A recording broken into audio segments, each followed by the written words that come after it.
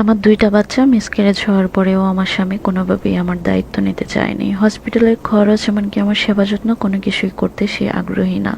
অথচ তার সাথে আমার ১০ বছরের সম্পর্ক ছিল। ১০ বছর ভালোবাসার পর তাকে আমি বিয়ে করেছি। সে আমাকে স্কুল লাইফ থেকেই খুব পছন্দ করতো, কিন্তু আমি তাকে পছন্দ করতাম না। কেন জানি তার পাগলামি দেখে আমি একটু অবাক হয়েছি। সে বলেছে আমি যদি তাকে ভালো না বাসি তাহলে সে পড়াশোনা বন্ধ করে দিবে। সত্যি সত্যি সে কিছুদিন স্কুলে আসা বন্ধ করে দিয়েছে। তখন আমার খারাপ লেগেছিল, ভেবেছিলাম ঠিক আছে, এসএসসি পরীক্ষার পরে যার যার মতো করে কলেজ চয়েস করে ভর্তি হব, তখন সে আমাকে ভুলে যাবে, এসব পাগলামিও আর করবে না। আমি যা ভেবেছিলাম ঠিক তাই করেছি, যে পরীক্ষাটা অন্ততপক্ষে দিক, আমার জন্য কেউ পড়াশোনা বন্ধ করে দিক সেটা আমি কখনোই চাই না। সেজন্য তার সাথে আমি সম্পর্কে গিয়েছি, কিন্তু সত্যি সত্যি এসসি পরীক্ষার পর আমরা যার যার মতো করে আমরা আলাদা হয়ে গিয়েছি। সে আলাদা কলেজ পছন্দ করে নিয়েছে, আমি আলাদা কলেজ পছন্দ করে নিয়েছি। দীর্ঘদিন তার সাথে আমার কোনো যোগাযোগ ছিল না, কিন্তু দীর্ঘদিন পর তার ইচ্ছাতেই, তার চাওয়া পাওয়াতে আবার আমাদের সম্পর্কটা এক হয়েছে। আমরা দুজন দুজনকে ভালোবেসে ফেলেছি। কিভাবে যেন এত গভীর সম্পর্ক হয়ে গিয়েছে। পারিবারিকভাবে অনেক অশান্তি হওয়ার পরেও আমাদের বিয়েটা হয়েছে। তবে পারিবারিকভাবে অশান্তি হয়েছে আমার একমাত্র ননসের কারণে। আমার ননস কোনোভাবেই আমাদের সম্পর্কটা মেনে নিতে চায়নি। বিয়ের শুরু থেকেই উনি অনেক অশান্তি শুরু করেছিলেন। আর এদিকে আমার পরিবারও কোনোভাবে আমার বিয়েতে রাজি ছিলেন না, কারণ তাদের পারিবারিকভাবে আমাদের পারিবারিকের মধ্যে অনেক পার্থক্য। দুইটা পরিবারকে চেনা জানার পরে বুঝতে পেরেছে দুইটা পরিবারের সাথে দুইটা পরিবারের আসলে অনেক পার্থক্য, কোনোভাবেই মিল হয় না। আর সেই জন্য আমি কোনোভাবেই রাজি ছিলাম না যে ঠিক আছে, যার যার মতো করে আমরা তেতে থাকা উচিত। আমরা কিন্তু পড়াশোনা করে দুজন দুজনের মতো চাকরিও খুঁজে নিয়েছি। সেও একটা চাকরি করে, আমিও একটা ছোটোখাটো চাকরি করি। কিন্তু তার পাগলামি এত বেশি বেড়ে গিয়েছে, সে বলেছে আমার বাবার কাছ থেকে যদি আমাকে ভিক্ষা করেও নেওয়া লাগে তাও সে আমাকে ভিক্ষা করে নেবে। তখন আমি আমার পরিবারকে বোঝানোর চেষ্টা করেছি। যাই হোক, সব কিছু মিলিয়ে আমাদের বিয়েটা হলো। আমার ননস কিন্তু অনেক চেষ্টা করেছে আমাদের বিয়েটা ভাঙার জন্য, কিন্তু তার পাগলামিতেই আসলে আমাদের বিয়েটা হয়েছে। আমাদের বিয়ের পরই আমার হাজব্যান্ডের কাছে আমার ননস আমাদের বাড়ির মানুষদেরকে খারাপ বানিয়ে ফেললো। কোনোভাবেই যেন আমার হাজব্যান্ড আমাদের বাড়ির মানুষকে সহ্য করতে না পারে, সেই জন্যে আমার বাড়ির সম্পর্কে খুব আজে বাজে কথা বলতো আমার হাজব্যান্ডের কাছে। সবার আগে আমার পরিবারকে তার রুচি থেকে উঠিয়ে দিল, যে সে যেন কোনোভাবে আমার পরিবারকে সহ্য করতে না পারে।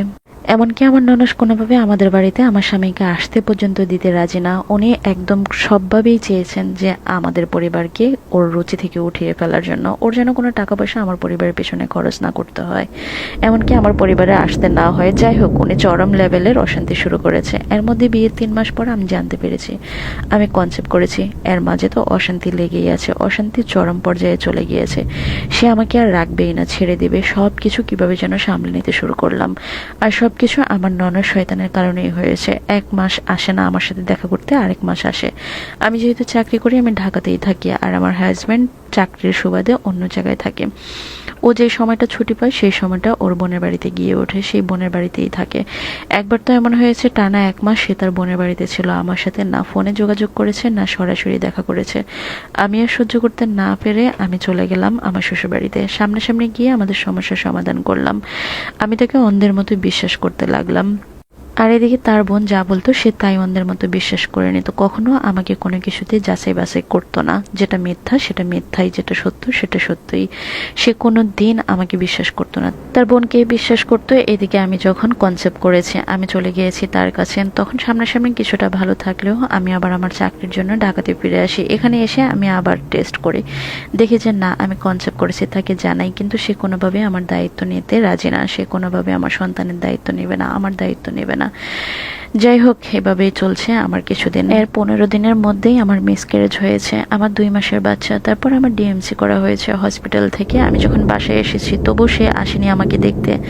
আমার একটা বোন ছিল পরিচিত, সেখানে আমি থাকতাম। উনি সেখানে এসে রোজ আমাকে দেখে যেত এবং আমার জন্য খাবার নিয়ে আসতো। আমি অনেক কান্নাকাটি করতাম, উনি আমাকে দেখেই বুঝতে পারতেন, যার কারণে উনি আমাকে খুব একটা বিশেষ কিছু বলেনি। উনি বুঝতে পেরেছে আমার স্বামীকে আমাকে কালো জাদু করা হয়েছে, যার কারণে উনি আমাকে কিছু না বলে উনি নিজে নিজে চেষ্টা করতে শুরু করলেন যে কোনোভাবেই যদি এই কালো জাদু থেকে আমাদেরকে রক্ষা করা যায়। উনি এটার সমাধানও খুঁজে বের করলেন। আস্তে আস্তে আমাদের মধ্যে দূরত্বটা এবং অশান্তি কমে গেল। আমি ভাবি হয়তো ভালো হয়ে গেছে আমার হাজব্যান্ড। তারপর আবারও একটা বাচ্চা মিসক্যারেজ হলো আমার। এরপর আর অনেক চেষ্টা করেও কনসেপ্ট হয়নি। ১ বছর ডাক্তার দেখানোর পরে আবার আমার একটা ছেলেবাবু হয়েছে। আমার বাবার বয়স এখন ১ বছর। আগের থেকে আমাদের মধ্যে অশান্তিটা কিছুটা কমলেও আমার ননস এখনো তাবিজ করে যাচ্ছে। এক কবিরাজের পরে এক কবিরাজ বদল করছে, উনি হাত বদল করে করে তাবিজ করে যাচ্ছে, কালো জাদু করে যাচ্ছে। ওনার শুধু একটাই চাওয়া পাওয়া, সেটা হলো আমার স্বামীর সমস্ত রুজি রোজগার যেন ওনার হাতে তুলে দেওয়া হয়, আমার যেন কোনো কথাই আমার স্বামী না শুনে। মাঝে মাঝে অশান্তিতে আমি শেষ হয়ে যাই, কি করব বুঝি না। এদিকে আমার শ্বশুর শাশুড়ি আমার ননসের বাড়িতে থাকে, কারণ আমার ননসের বাড়ি আর শ্বশুর শাশুড়ির বাড়ি একদম পাশাপাশি, মাঝখানে শুধু একটা বাড়ি আছে। আমার শ্বশুর শাশুড়ি ওনার বাড়িতেই থাকে, আমার শ্বশুর শাশুড়িও ঠিক মেয়ে যা বলে তাই শোনে, মেয়ের কথা ছাড়া এক কদমও ওনারা নড়ে না। এদিকে আমার হাজব্যান্ডও বোনের কথা ছাড়া এক কদমও চলে না। আমার হাজব্যান্ড ভালো করেই জানে ওর বোন ওকে কালো জাদু করেছে, কিন্তু ও আসলে কিছুই করতে পারছে না। একবার আমাকে বিশ্বাস করলেও 10 বার বোনকে বিশ্বাস করে। যাই হোক, এভাবেই আমার দিনকাল এখন চলছে। আর কাকে কি বোঝাবো, আমার স্বামী তো নিজের মা বাবা বোনকে অবিশ্বাস করে না, সে কোনোভাবে আমাকে বিশ্বাস করতে চায় না, তাই এখন আর বোঝাতেও চায়নি, কারণ নিজের মা বোনকে কোনো পুরুষই খারাপ ভাবে না, সবাই খুব আপন মনে করে।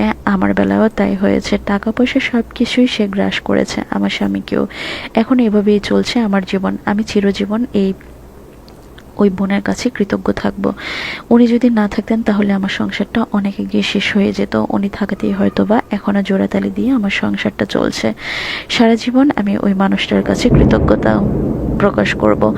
আমার চোখের পানি, আমার সন্তানের অবহেলা সবকিছুই অভিশাপ হয়ে থাকবে তাদের জন্য। আমার শ্বশুর কিছুটা ভালো হলেও আমার শাশুড়ি এবং ননদ সম্পূর্ণ শয়তান একটা মানুষ, তাদেরকে মানুষ বলতেও আমার ঘৃণা হয়, এক একটা শয়তানের পর্যায়ে চলে গিয়েছে।